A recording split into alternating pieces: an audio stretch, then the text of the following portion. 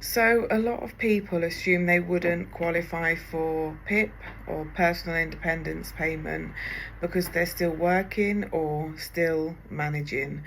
But PIP eligibility is very often misunderstood. So let's look clearly at who actually qualifies for PIP in the UK and who often doesn't realise they do. You may qualify for PIP if all of these are true. You're age 16 to state pension age. You have a long-term physical or mental health condition, and that condition affects daily tasks or mobility, or both. The difficulties must have lasted at least 3 months and be expected to last 9 to 12 months. Importantly, PIP is not means tested, and PIP is not based on diagnosis alone. It's based on how your condition affects your functioning. One of the biggest myths is that you can't work and get PIP. You can. Because PIP isn't means tested, it's not about income, or about employment status. It's about the things you might have difficulty with, so your daily living tasks or getting around.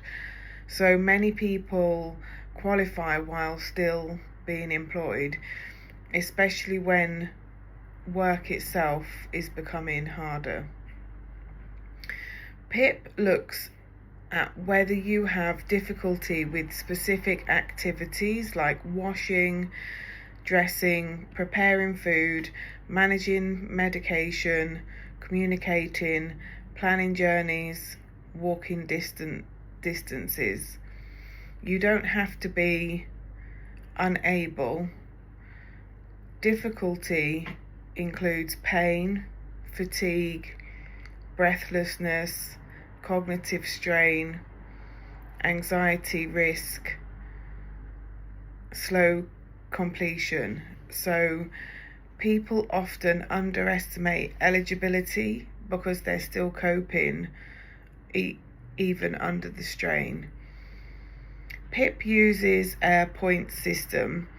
If your difficulties score enough points across activities, that's when you qualify. So for example, 8 to 11 points would be the standard rate, 12 points enhanced rate. This applies separately to daily living and mobility. So eligibility is not about one severe issue, it's about cumulative functional impact. Many people who qualify for PIP don't see themselves as disabled. They see themselves as just tired, just struggling, just managing, just slower, or just experiencing pain. But PIP eligibility is based on impact. If you've assumed you wouldn't qualify for PIP, it may be worth looking again, because many people rule themselves out too early, and understanding the eligibility criteria clearly is the first step to making informed decisions.